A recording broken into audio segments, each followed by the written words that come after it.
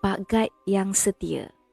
Lama sangat rasanya aku berehat dari menulis. Sejak trip dah kembali normal ni, aku busy sikit lah demi memenuhi keperluan dan kehendak masyarakat. Hari ni aku cuti sebab lori aku tak berapa sihat dan tengah buat persediaan untuk masuk ke Puspakom. Jadi bolehlah aku sambung menulis dan ini adalah pengalaman aku yang ketujuh. Kejadian ni berlaku pada awal tahun 2019 di satu daerah dalam negeri Pahang. Tempat itu adalah tempat pelanggan baru untuk kami hantar barang dan sebenarnya tempat itu adalah bangunan lama yang diberi nafas baru. Walaupun tempat tu dah 100% dah diubah suai mengikut cita rasa pemilik yang baru tu, tapi macam ada sesuatu yang tetap lama dan menjadi sejarah di situ. Ceritanya bermula satu hari tu aku siap kerja awal. Jadi dalam fikiran aku bolehlah nak rehat lama sikit sambil tunggu trip yang seterusnya untuk malam nanti. Baru je aku nak turun dari lori di hentian rehat, aku dapat panggilan daripada pihak operasi. Assalamualaikum, ada mana tu? Pegawai operasi aku bertanya dengan lemah lembut. Waalaikumsalam, adakah Arena Artapa ni baru sampai nak makan kecap? Kenapa? Biasanya kalau pegawai operasi aku ni bersuara lemah lembut macam ni, mesti ada yang dia nak minta tolong. Aku dah masak sangat lah dengan kerana mereka ni kan. Oh, okey. Awak makan dulu. Lepas tu tolong sambung trip Miro boleh? Lori dia rosak lah. Dia memberi arahan. Kan dah kata dah. Mesti ada yang dia nak minta tolong ni. Tapi tak apalah. Bolehlah buat tambah-tambah trip kan. Aku pun tak kisah. Pergi mana? Aku tanya. Bera. Wah, lagi ringkas jawapan dia, aku kata dalam hati. Tempat baru ke tu? Tak pernah dengar pun sebelum ni ada tempat tu. Ya, tempat baru dan awak lah yang kena potong ribbon kat tempat tu. Abang-abang lori ni macam-macam ya istilah yang diguna pakai dan itu adalah salah satu contoh ayat yang menunjukkan tempat tu adalah tempat baru. Sampaikan pegawai operasi aku pun terikut sama gunakan istilah abang lori ni lah. Macam-macam terms ada, potong ribbon lah, buka jalan baru lah, pajak kebun baru lah. Macam-macam. Tapi maksudnya sama.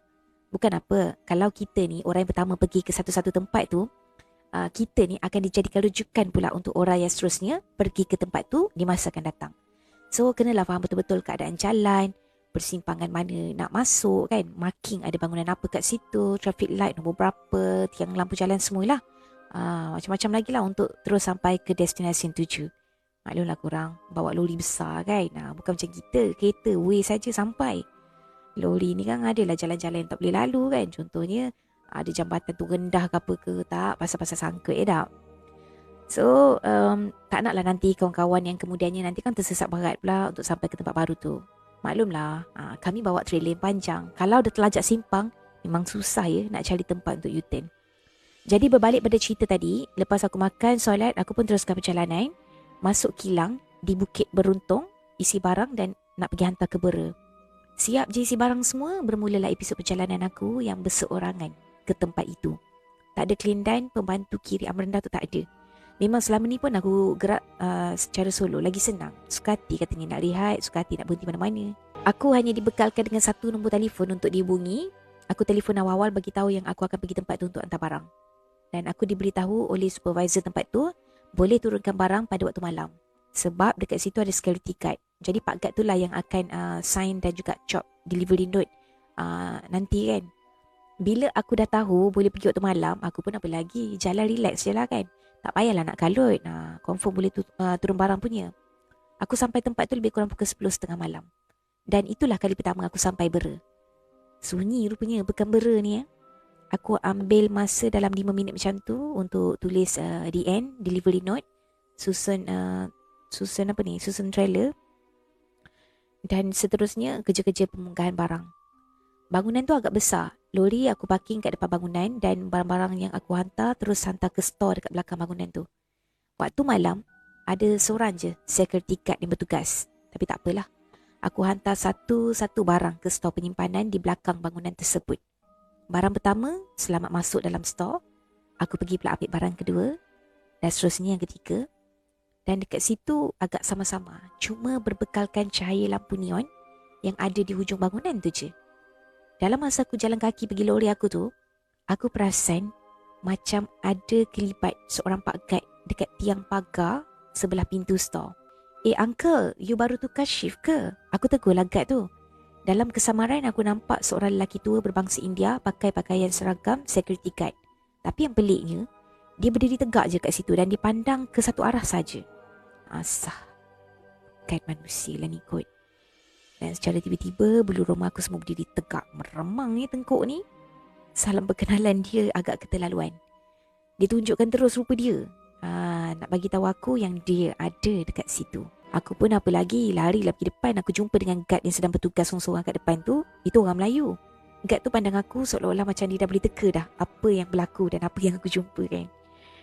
Bang, saya rasa macam jumpa sesuatu lah dekat belakang.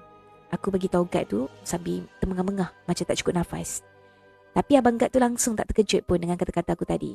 Apa yang keluar dari mulut dia cumalah, awal dah bagi salam perkenalan. Wah, kau dah macam jadi geng je dengan momok tu bang. Aku berkata dalam hati je lah kan. Kalau tak berani, turun barang tu esok je lah. Guard tu cakap, duduk dekat dalam post guard tu kan. Boleh, tapi saya kena matikan dulu enjin lori. Abang tolong teman saya pergi depan tu boleh? Bila dah siap kemas lori dengan trailer semua tu, aku matikan enjin dan kami sama-sama pergi ke pondok post guard tu lah. Dan bermulalah perbualan kami tentang perkara yang berlaku pada aku tadi. Masa tu pun aku masih lagi rasa tak keruan dan macam berdebar jugalah kan. Satu persatu, abang guard tu cerita dekat aku siapa, kenapa, bila dan bagaimana benda tu boleh ada dekat situ. Ya, memang dia berbangsa India. Dulu dia kerja dekat situ sebagai security guide dan kisahnya dia nak minta advance duit daripada majikan dia kat situ untuk beli ubat pada isteri dia yang sakit.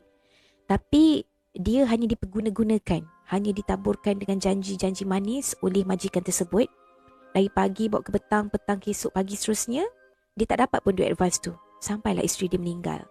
Mereka hidup berdua je, tak ada anak. So pada malam lepas selesai semua upacara pembakaran mayat isteri dia tu, dia masuk kerja macam biasa.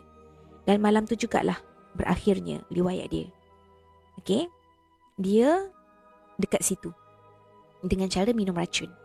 Mungkin disebabkan terlalu kecewa dengan majikan dia, itulah langkah yang diambil tanpa berfikir panjang.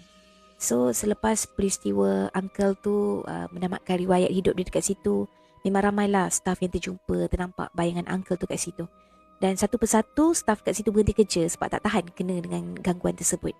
Dan ada jugalah macam-macam ritual yang telah dibuat oleh majikan untuk bersihkan tempat tu. Tapi semuanya tak berjaya. Sampailah satu masa tempat tu ditutup dan syarikat tu berpindah ke tempat lain. Bertahun-tahun jugalah tempat tu dibiarkan je kosong. Dan sekarang, jadilah tempat yang baru ni macam sekarang ni. Dan kamilah yang akan menghantar barang ke situ. Lepas aku tahu kisah uncle tu, of course lah, aku takkan turunkan barang kat situ waktu malam lagi kan. Bukan sebab takut, tapi aku segan dengan uncle tu. Alas, ini pada dia takut kan. Waktu siang pun nampak suram je dekat kawasan belakang bangunan tu, dekat area store tu lah. Aku agak rasa simpati dengan mendiang uncle dan isteri dia. Tapi itulah, apalah yang aku boleh buat kan. Cuma aku dah tahulah yang dia ada dekat situ dan bukan untuk mengganggu, itu je. Lepas daripada tu, ada jugalah aku dengar cerita daripada kawan-kawan aku yang lain yang terserempak dan nampak uncle tu. Walaupun pada waktu siang, katanya ada yang ternampak uncle tu sama jugalah macam aku. Kadang-kadang masa turunkan barang, dia ada dekat situ waktu siang. Di lain harinya, aku dapat rasa macam aku sedang diperhatikan. Tapi biar je lah kan. Jadi kepada yang bergelar bos ataupun majikan ataupun seumpamanya lah, tolonglah dengar luahan dan ambil peduli dengan masalah pekerja. Kadang-kadang pekerja tu mungkin betul-betul dalam keadaan terdesak. Jadi cubalah bantu mereka dengan seadanya. Sebab tahap pemikiran kita ni berbeza-beza. Jangan disebabkan kita berjawatan, kita sombong dan tak pedulikan orang bawahan kita. Cerita dari Farid, Abang Lori.